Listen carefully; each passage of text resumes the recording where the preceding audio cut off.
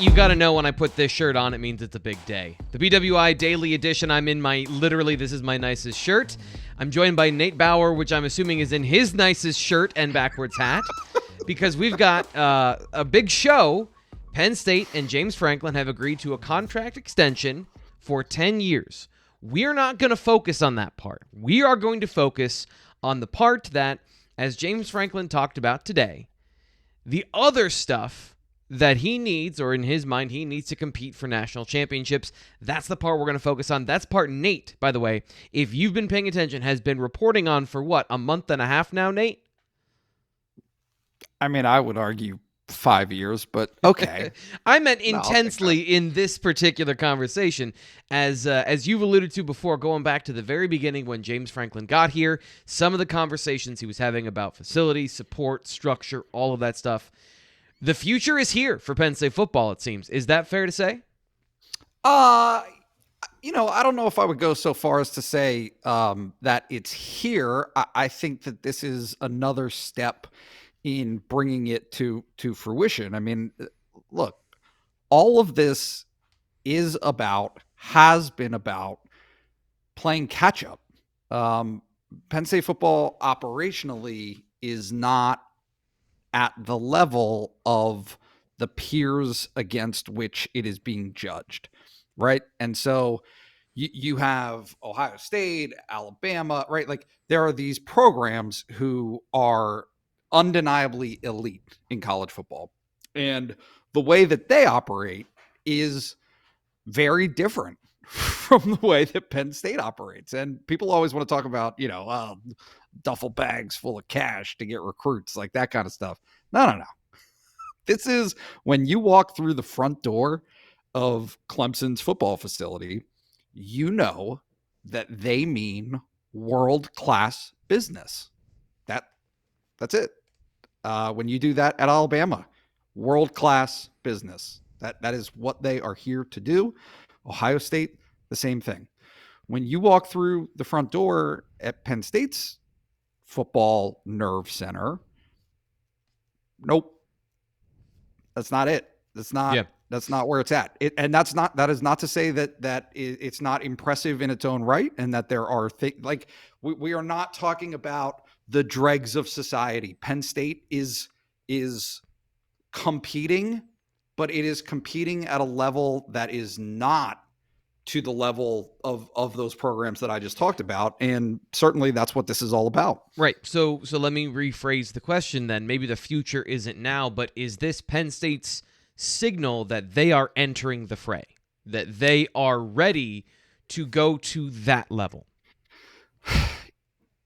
Yes. Yes. I just think that the reason why I'm a little bit cautious with this is we've been here before. This is not all that dissimilar from the way that Penn State's contract negotiation with James Franklin played out in 2019, in which a lot of the same things were being talked about. And a lot of the same, look, bottom line here is, and I wrote about it today, there are projects that were green lighted, rubber stamped in May of 2019 that have not started construction yet for Penn State. Look, like James Franklin talked about it in his press conference on Tuesday. I think naturally we focus on facilities. I am guilty of it as much as anybody else, because those are the physical structures that you see. But when the conversation is about infrastructure, it's about so much more than that. It is about personnel. It is about having pieces in place to do the things that you want to do. Right. And in a college football program, I think one of the disconnects is that we're not all talking about the same things in terms of what the breadth of a college football program looks like. It is an expansive operation. And it is On that note, do you Sorry, go mind if ahead. I get to this right here? Because this is from the statement today from James Franklin, Sandy Barber, and Eric Barron as far as what was accomplished with the Board of Trustees meeting earlier today of the Compensation Committee.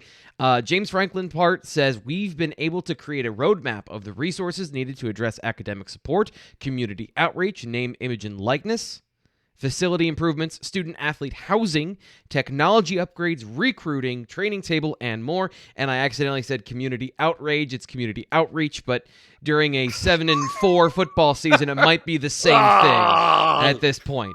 But that's, I'll put this up here again. The number of things that he put, look at the number of commas in there, Nate. The number So of many things commas. that he wants to be a part of the Penn State football future. Yep. No, I mean, look, like it. People tend to want specifics, and I understand that urge, but I think that it misses the point in a lot of ways. The point is, if you're not looking for all of the ways that you can possibly improve, then you're not going to survive. I mean, maybe you'll survive, but you're not going to thrive. You're not going to be as good as you possibly can be. And I think it's very intentional in a statement like that to include all of those different areas, because those are all different areas in which Penn State can say definitively that it is not the best. Right? Pull that back up. Here you go. Okay. Academic support.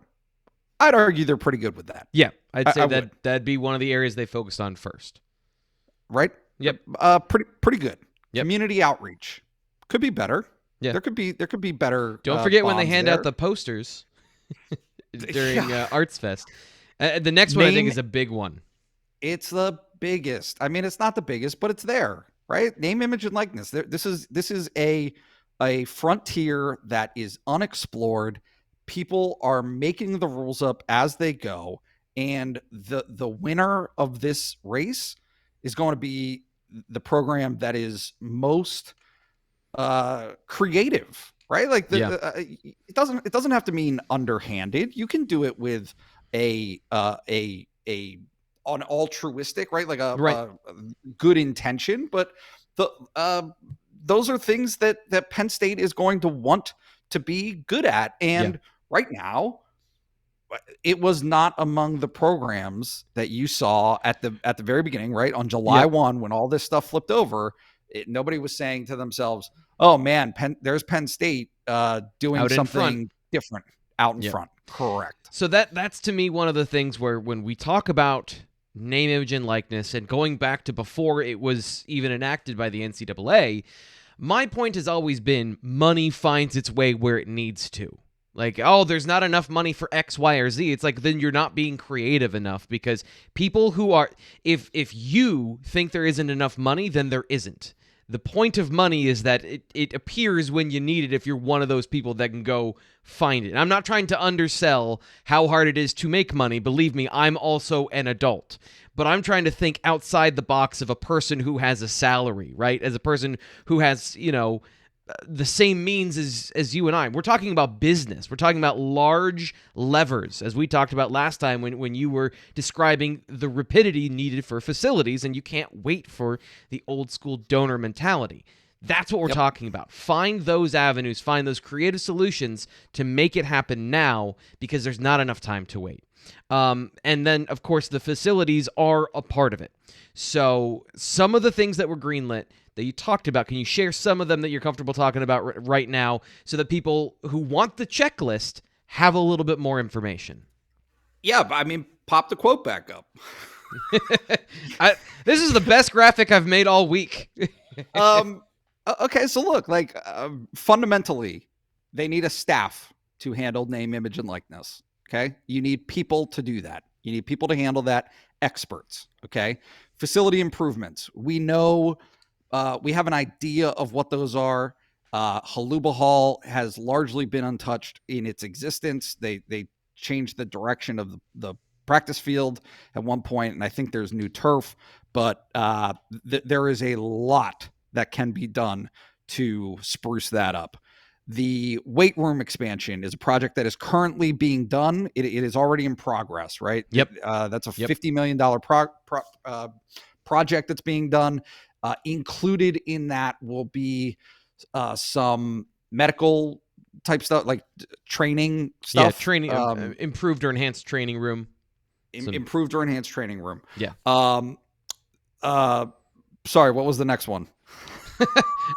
This is going to be my screensaver from now on. Student athlete housing. Well, okay, hang on one second. Back to facilities improvements. The entire second floor of the Lash building is not up to par.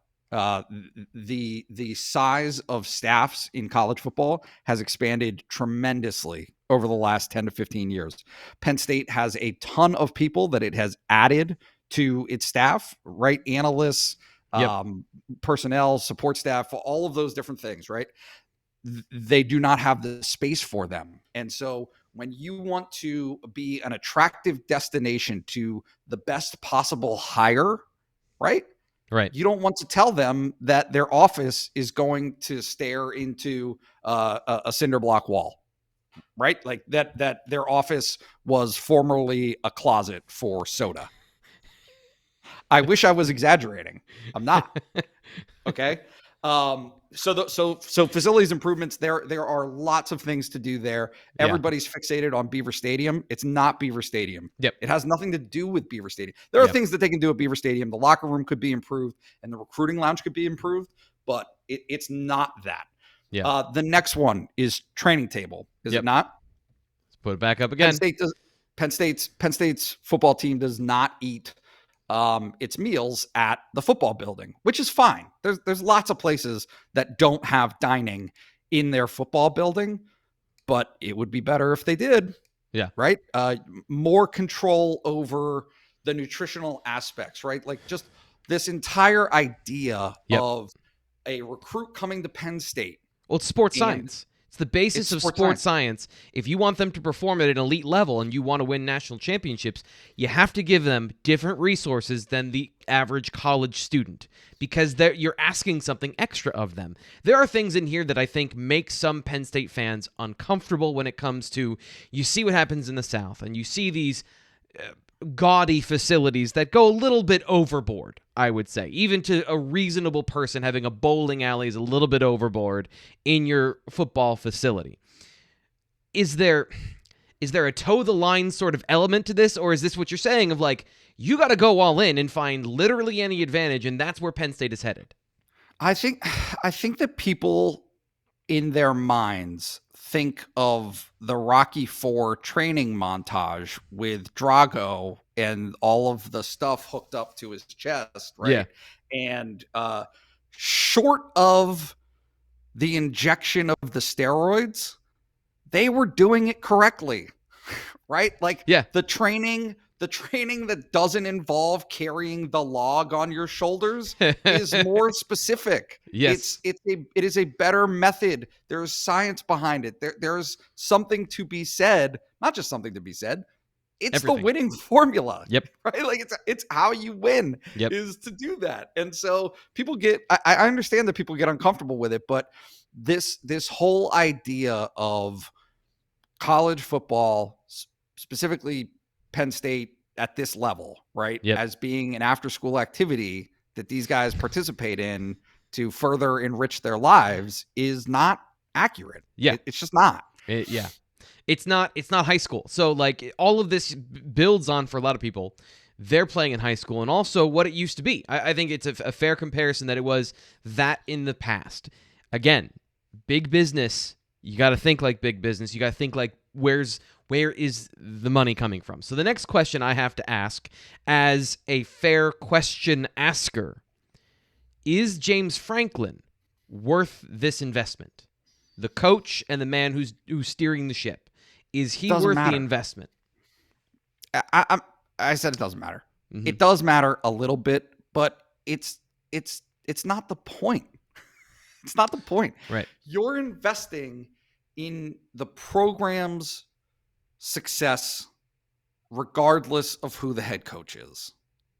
You are making now look, his personal contract is a commitment to his leadership in terms of guiding the program to where you want it to go, right? So within the construct of, hey, we're going to pour a bunch of money into making sure that all of these specific areas are up to the level of competition that they need to be, and the person who is going to oversee that process is James Franklin. Sure, there is absolutely a commitment there to him in doing that, and honestly, the buyout shows that commitment, right? Mm-hmm.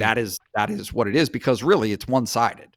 Penn State has to pay James Franklin whether he wins or not, and James Franklin does not have to pay Penn State if he sees an alternate landing spot to right for his career, if that is what happens.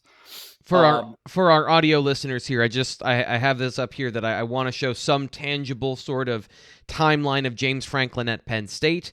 The On3 consensus class rankings. And by the way, if you want to read Nate's article, if you want to see the class rankings for On3, you can check those out, Penn State, BlueWhiteIllustrated.com, to check out Nate's article. And if you want to join On3 for just $1, and you can see the fruits of all of this start to unfold over time, you sign up for $1, you get 12 months free. Do that right now after the video right now. But here is the On3 consensus class rankings since 2014 with James Franklin. 22nd, 24th, 22nd, 2017. After that magical 2016 season, things picked up. 16th in the On3 consensus rankings in 2017. 2018, obviously the class everyone points to, that was 5th in the nation. 2019 was 10th, 2020 14th, a little bit of a backslide in 2018 to 18th, and then this class coming in, as of now, the class of 2022, is 8th according to On3 in their consensus rankings, and 2023, with only 3 commitments, is 6th.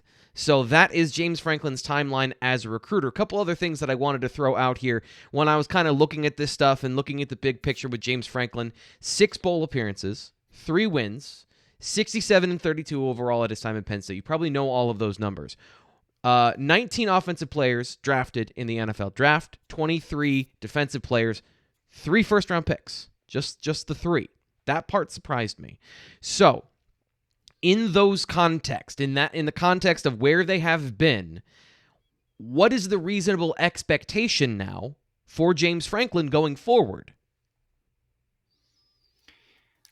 It depends on how much of this stuff gets done and how quickly it gets done. I mean, I don't think that there's any question that these things will align, right? As Penn State continues to make tangible improvements as a program, at those points, you can absolutely expect a return on that investment. There will be a standard in which the wiggle room is much less, right? And so just about everybody, even at the toughest places, gets 2 years of a step back, right? Not where you want it to be, but you want to see. Just about everywhere has that. However, look, like I'm endlessly fascinated at why this conversation stipulates that what his record is and what Penn State's record is over the last 2 years. I don't understand that. Yeah.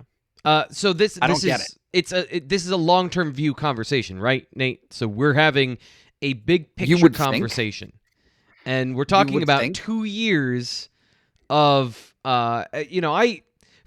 from an analytical perspective, when you have an uneven data set, you can throw it out. And 2020 was an uneven data set. No, I don't want to steal your thunder. We've talked about this thousands of times, but everything was different for everybody. Everyone was operating under different rules, and the outcomes were wildly different than what we had seen previously. Look at the difference between Indiana last year and Indiana this year. Look at the difference in all of these programs. So maybe Penn State wasn't going to be 10-2 again, but if they were 7-5 or 8-4, and there were 8-4 seasons back to back between this year and last year, we're not having that conversation. Yes. Correct. I mean, I look, like, I don't want to throw it out as though it doesn't exist, which is something that I think some people think the argument is that 2020 just never happened. It did happen. And it's a point in the data set, Right. but it's a point. It's not the data set. But my point is, when you have information, if you have outliers, you exclude them from your analysis for the most part. That's for the most part. Right. For sure. But look, like, people have made judgments about what this season is for Penn State at 6-4, as though 6-4 meant 6-6. Yep. And well, now it's 7-4. And don't look now, but there's a realistic possibility that Penn State will beat Michigan State. Yep. I'm not saying that they will, but certainly the way that this game looks today is dramatically different from the way it looked 3 weeks ago. Aren't they a 1-point favorite on the road? They are. Yeah. And that's not us, that's Vegas. That's the people who want to be right are giving them a 1-point advantage is nothing, but still a top 25 team. They have been in that margin in every single game this season. So, in the micro, there is the conversation about James Franklin, the coach, but there is also the larger conversation of taking this next step.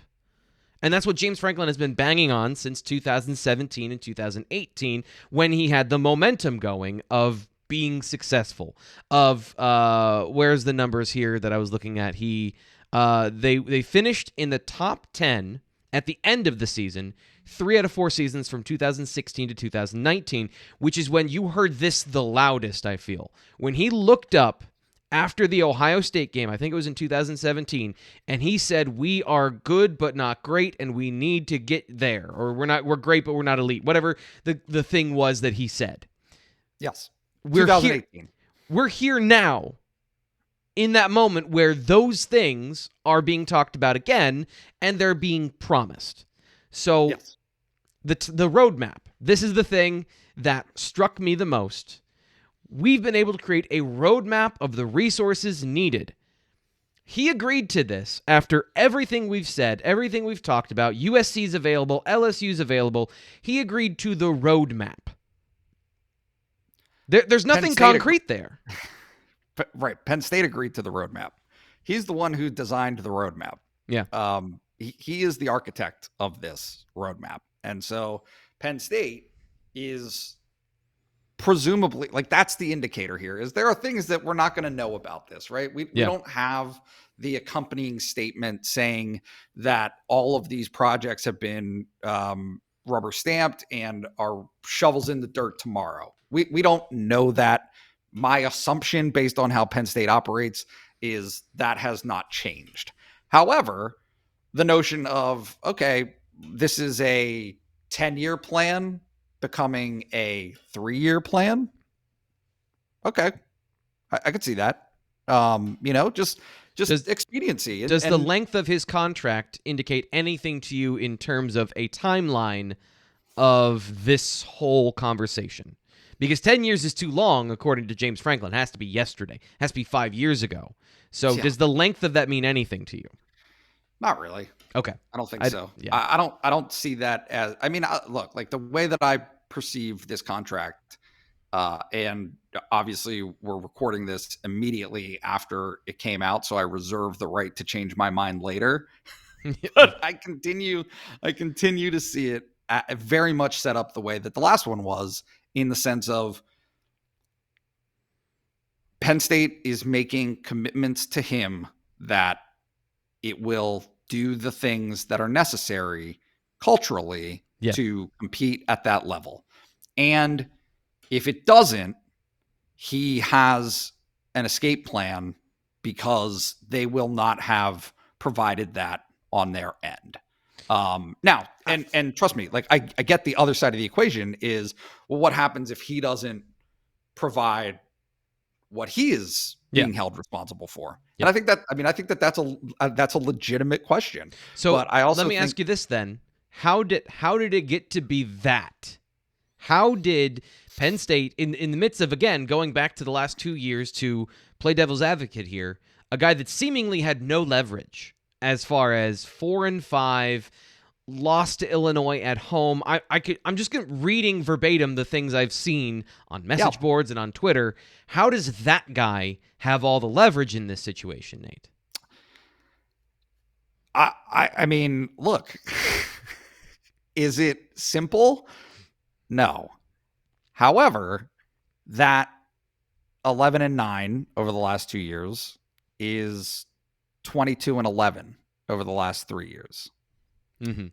In that time, I cannot think of an arrest.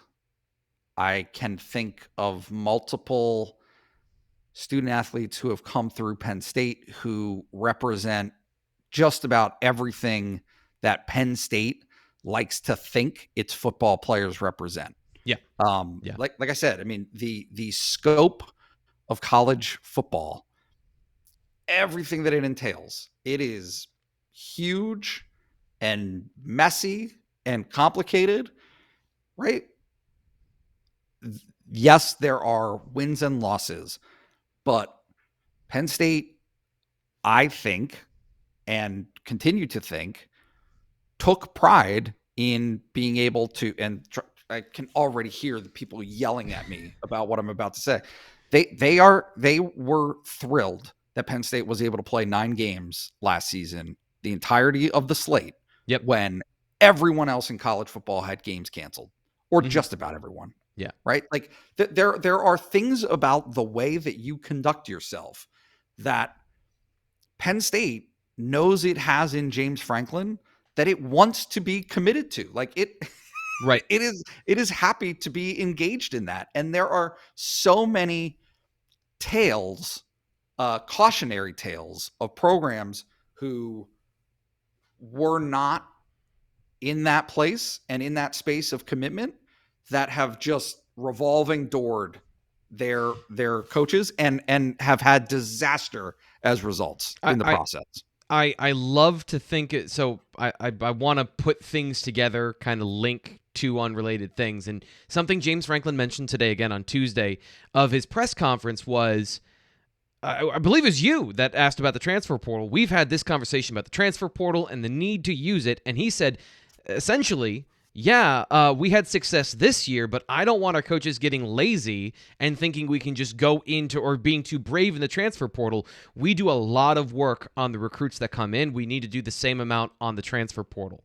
So to that point, I find it ironic that it seems like the fans that reject James Franklin the most are the ones that cling to those ideas of what Penn State is and what he has, I think, to your point, evidentially held up over time. He has carried that forward as far as a place that's going to do success with honor, that's going to graduate players, that doesn't like the transfer portal. He sees it as a necessary evil, I think, at this point, and wants to recruit and graduate kids. And the people who are got their pitchforks and their lighters, and they just don't like him but it blows my mind because that's what he is. That's the thing he represents. I do not begrudge fans who want success. I just don't. And so no matter the form that their frustration takes at back-to-back now seasons that have been maybe, I mean, I remain committed to the notion that it is impossible to judge a season that not everybody played the same amount of games, but also that this season isn't written yet. And so if they go 8-4 or 9-4 in a bowl, that'll be just about what everybody expected. Yeah. Like, I mean, it's not going to be that far off. And so I understand the sentiment. And if next year is 8-4, if the year after that is 7-5, if they just cannot, as a program, escape what becomes a growing body of 8-win seasons, 7-win seasons, absolutely. Yeah. Right. Like, okay, then you have your answers. But I think that there is an appreciation is the wrong word because it's not about appreciation. They won 11 games, like 3 times in 4 years. Yep. that is not a level of success in terms of consistency that Penn State is particularly familiar with, no matter what people's recollections are. So let me ask you this final question. We're here, BWI Daily Edition, semi-live after James Franklin's contract announcement, a 10-year deal. We haven't really gotten into the specifics of all that stuff. We've been talking about the undercurrent that is driving all of this: facilities, structure, systematic improvement for Penn State football. Where does this land in the context of the history of the program? I've been thinking a lot about this as you and I have talked about this over the last couple of months. And the reason I say you've been doing reporting on this for the last couple of months is because that's when I started paying attention. Truthfully. But the idea of where James Franklin is trying to push the program. Yep. Where does that fit in the history of Penn State sports in your mind? Penn State football, I should say. I mean, I think that it is a parallel to a time when Joe Paterno wanted to do the same thing. I do. I think that there was a phase in which Penn State football was not nationally relevant, and Joe Paterno, in his younger years, wanted to drive the program, to establish the program into being that.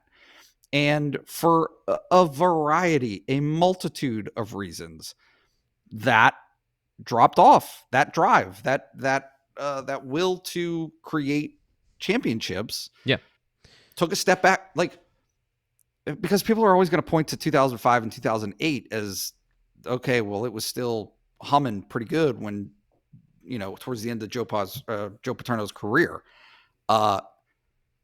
Institutionally, there was not the same level of investment that happened earlier in the 60s, really, the 60s and the 70s, to drive the program to those new levels. So, no, I mean, I think that there is a parallel here in terms of what James Franklin is trying to accomplish, where he is trying to propel the program.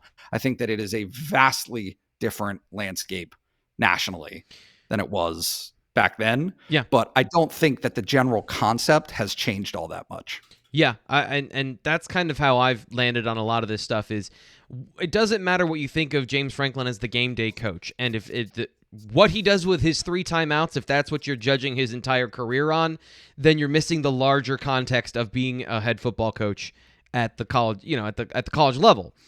Outside of that, if he isn't the perfect coach that everyone is looking for from a brilliant schematic offensive or defensive mind, he's the right guy to push Penn State into the future, to get them back in the game, because that's what this whole thing is about, to get Penn State back into the game of being exactly what the fans are yelling for, are asking for, are cheering for, are coming every single week to support in hopes that they are going to be that team that matters, that you see on SportsCenter all the time, that you see 5 NFL draft picks going to the NFL draft. You see them at the top of the recruiting list. That's what Penn State football fans want to be. And this, to me, is the signals he's the guy to push them in that direction. Whether or not he can get them to that height, he's building the scaffolding to get there. That feels like what this moment is in history. Yeah. No, I mean, I completely agree. I mean, I think that history is to be written. This is something that is going to happen in the future. We don't know where Penn State goes from here, but rather than being stuck in kind of this state of punching at the ceiling versus, a floor that people don't love, but it's also not the basement. Right? Like, I call it purgatory, and I've been calling it purgatory. And I think in a lot of ways it is, because you're neither in heaven nor in hell if you're a Penn State fan, right? Well, this sets up the opportunity to take that next step. Whether or not they can actually achieve it, whether or not they can take the next step, remains to be seen. But it is now a possibility, or it should become a possibility, that I don't think it necessarily was before today. I always love learning stuff. I feel like I've learned so much about this gotten a master education from the master himself, Nate Bauer, senior editor at Blue White Illustrated.